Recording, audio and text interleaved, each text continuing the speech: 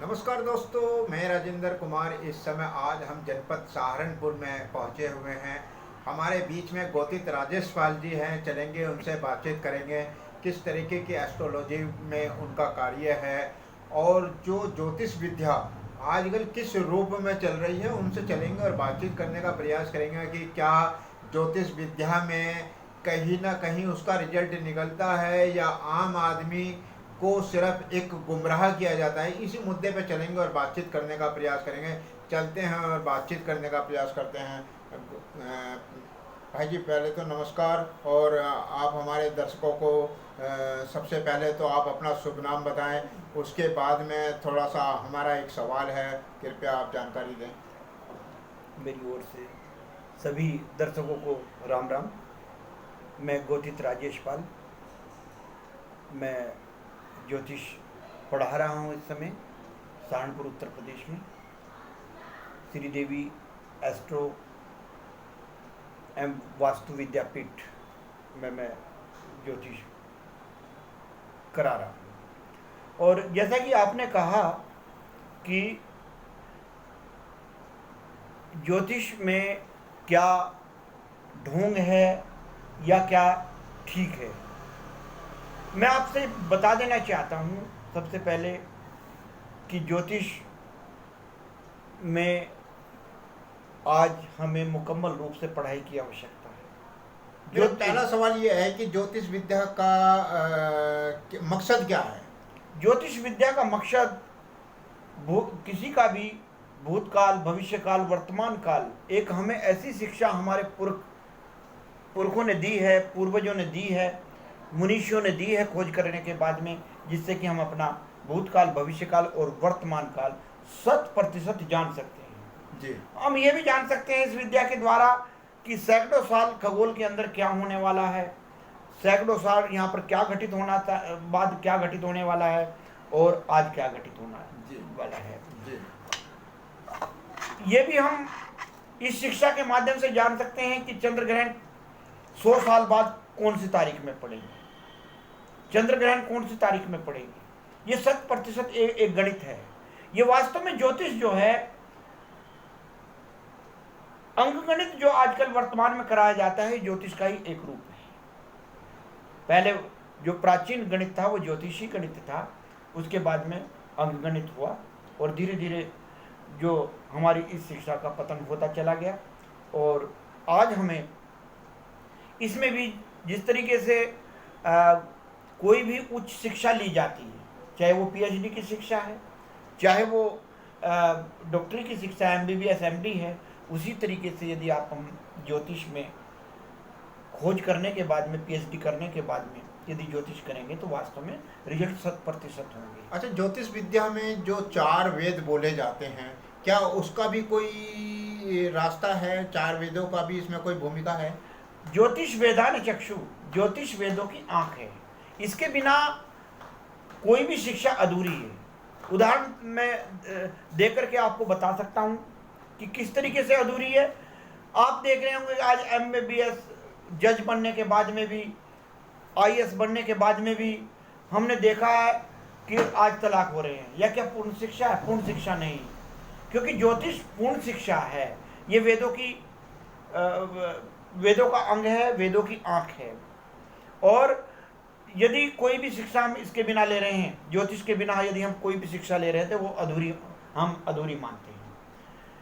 ज्योतिष अनिवार्य सब्जेक्ट हो जाना चाहिए, तब जाकर के कोई पूर्ण शिक्षा हम ले सकते हैं, कोई भी अध्ययन कर सकते हैं। जैसा कि आपने बताया कि इनका वेदों से क्या संबंध है, ज्योतिष का वेदों से संबंध है कि नहीं है जी। ज्योतिष वेदान चक्षु, हमारे जो ज्योतिष वेद हैं उनके अंदर यदि हम ऋग्वेद की बात करें तो 44 सूत्र ज्योतिष के हैं, और अथर्ववेद की बात करें तो 162 हैं, और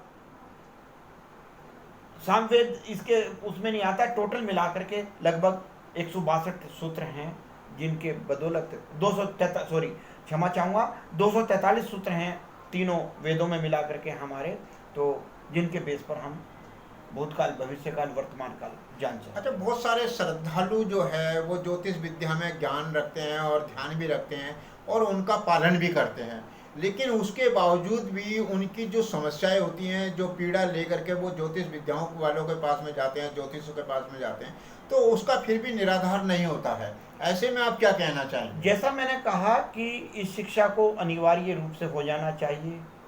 जो आज ज्योतिष कर रहे हैं सिर्फ चंद लोगों को छोड़ करके, क्योंकि ज्योतिष जो चल रही है किसी कक्षा या क्लास में नहीं चल रही थी। जी। ये शुक्र हम धन्यवाद देते हैं उत्तर प्रदेश संस्कृत संस्थान द्वारा, आदित्यनाथ योगी जी ने इसको चालू किया था, लेकिन अब बंद भी हो गई है, अब नहीं चल रही है। जी। ये एक दुर्भाग्य का विषय भी हम कह सकते हैं, या कोई इसमें भी कोई राजनीति हो गई है, इसके बारे में मैं ज़्यादा नहीं कहूँगा। हो सकता है माननीय आदित्यनाथ योगी जी को इस बारे में ना पता हो।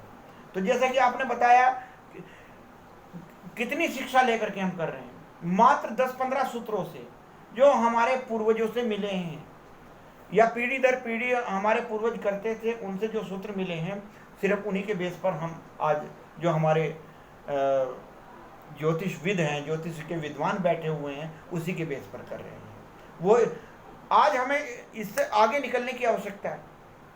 हमें ये देखने की आवश्यकता है कि हम इसमें खोज करके और भी आगे बढ़ें, क्योंकि जितना मटेरियल ज्योतिष के अंदर है, इस शिक्षा का पूर्ण रूप से गणित ही नहीं जानते जो ज्योतिष कर रहे हैं।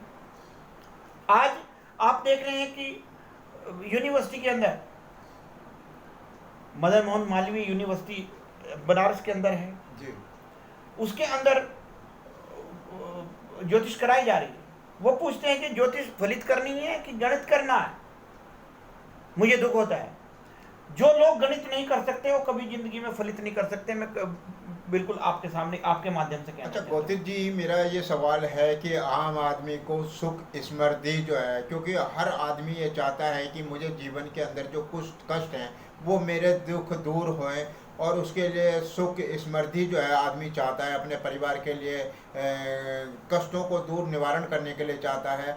ऐसे में ज्योतिष विद्या का कहाँ तक जो है आम आदमी को सुरक्षा प्रदान करा सकती है, उसको कवच कैसे प्रदान करा सकती है? देखो, पढ़ने के बाद में यदि ज्योतिषविद विद्वान है, पूरा पढ़ा लिखा है, और वो उससे आप अपनी कुंडली का अवलोकन करा रहे हैं, तो निश्चित रूप से आपका 100%, 60% भी नहीं कहूँगा, 100%, लेकिन गलत सलत नहीं।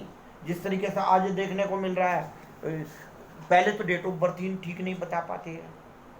यदि डेट ऑफ बर्थ 100% ठीक है, समय बिल्कुल 100% ठीक है, यदि सेकंडों का भी अंतर नहीं है, यदि सेकंडों का अंतर होगा तो टाइम ऑफ इवेंट्स बदल जाएगा। जो घटना आज होनी चाहिए हो सकता है 3 महीने बाद घटे। तो इसमें भी ये ज्योतिष की गलती नहीं है, ये आपकी गलती है कि आप अपना जो समय, बच्चे का जो समय है, पैदा होने का जो समय है, वो सही आपको देना पड़ेगा, और 100% आप इसमें लेकिन निकाल जैसा सकते हैं। आपने कहा और है कि सुख समृद्धि, सुख, जब ज्योतिष करती कुछ नहीं है, सिर्फ रास्ता बताती है। जैसा कि आपने कहा है कि सेकंडों का भी इसमें ध्यान रखना चाहिए, लेकिन लोग तो जो है समय का जो पीरियड घंटों का होता है उसी को ध्यान रखा जाता है, सेकंड पर लोगों का ध्यान नहीं जाता है। सेकंड के, तो उसके अंदर जो है क्या उसका प्रभाव पड़ता है आम आदमी? सेकंड के 60वें भाग तक भी, 60वें भाग तक, सेकंड के 60वें भाग तक भी हमें ध्यान रखा जाता है। ये जो ज्योतिष कर रहा है, यदि वो बिल्कुल पलक झपकते ही घटना बता दे कि पलक झपकते ही तुम आपका एक्सीडेंट होगा, वो सबसे अच्छा ज्योतिषी माना जाएगा। वो तब होगा जब हमें बिल्कुल सेकंड के 60वें भाग तक भी हमें पता होगा कि उस समय जन्म हुआ। तो ये टाइप ऑफ इवेंट्स यदि हमें टाइप ऑफ इवेंट्स की गणना करनी है तो हमें बिल्कुल एक्यूरेट समय चाहिए और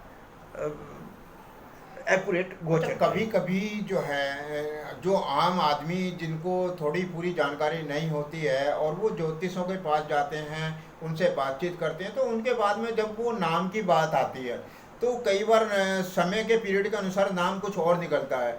ऐसे में वो ज्योतिष जो आचार्य होते हैं वो नाम दूसरा रख देते हैं, तो क्या उसका भी कोई प्रभाव पड़ता है? देखिएगा, हमने बताया कि ज्योतिष किन्हीं गलत लोगों के हाथों में चली गई। उसके बाद विद्वानों को ये सलाह, हमारे विद्वान भी, बड़ा दुख जब होता है जब हमारे विद्वान भी ये कहते हैं कि ये नामकरण, कोई गया आप जैसा ज्योतिष के पास गया कि मेरे बच्चे का नामकरण करना, नाम अक्षर निकाल दो, तो वो आधा घंटा सब कुछ स्पष्ट करने के बाद में, ग्रह स्पष्ट करने के बाद में, नक्षत्र स्पष्ट करने के बाद में जब निकाल करके देता है, और फिर बाद में ये कह देता है कि ये नाम मत रखना जी। आपने 20 मिनट इसमें दिक्कत बरती।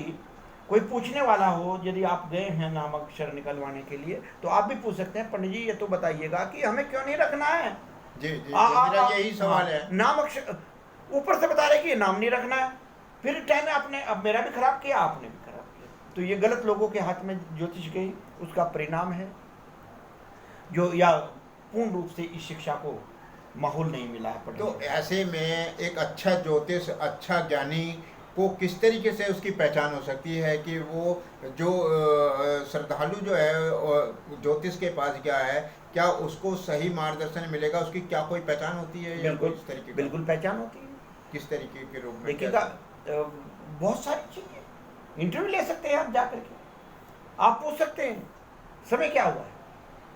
यदि आप सहारनपुर में आए, उत्तर प्रदेश में सहारनपुर में आप मेरे साथ बैठे हुए हैं, आप पूछ सकते हैं कि समय क्या हुआ है जी।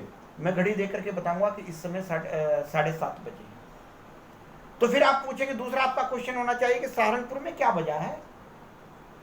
ये तो समय, यदि इतना सुन करके कोई विद्वान होपलेस हो जाए, तो इसका मतलब उसने पढ़ा नहीं है, उसे अपने पूर्वजों से 10-15 पॉइंट मिले हुए हैं, उसी के ऊपर ज्योतिष कर रहे हैं। और यदि वो कहता है कि मैं अभी कैलकुलेट करके बता रहा हूँ कि सहारनपुर के अंदर क्या समय है। अच्छा, चलते चलते आप हमारे दर्शकों को कुछ कहना चाहेंगे? हाँ, मैं यही कहना चाहूँगा कि ज्योतिष आप सभी को, सपना साकार हमारा तभी होगा, हमारे शास्त्रों का सपना साकार तभी होगा जब आप ज्योतिष वेदान चक्षु, ज्योतिष की आंखों को अच्छी तरह पढ़ें, इस सब्जेक्ट को अनिवार्य पढ़ें, और सरकार पर भी दबाव बनाएं। सरकारीकरण कर दिया था माननीय आदित्यनाथ योगी जी ने, उत्तर प्रदेश से शुरुआत किया था। अब न जाने किस चपेट में अब ये है, ये तो भविष्य के गर्भ में है।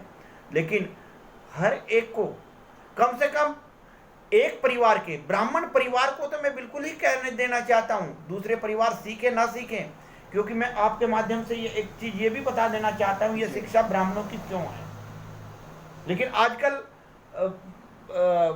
ब्राह्मणों में भी अक्षत्रिय पैदा हो रहे हैं जी। तो उस चीज को देख करके मुझे दुख होता है, क्योंकि ब्राह्मण का मतलब है पढ़ा लिखा सहनशील।